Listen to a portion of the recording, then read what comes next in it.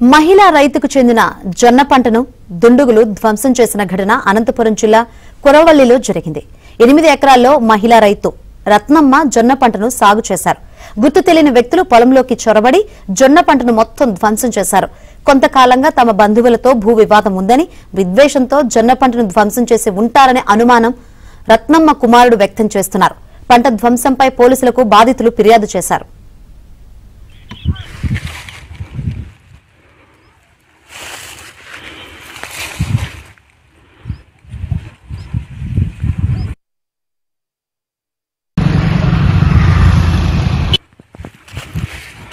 ఎనిమిది ఎకరాల్లో మహిళా రైతు రత్నమ్మ జొన్న పంటను సాగు చేశారు.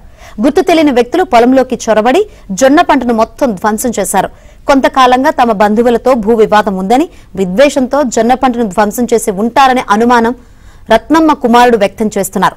పంట ధ్వంసంపై పోలీసులకు బాధితులు ఫిర్యాదు చేశారు.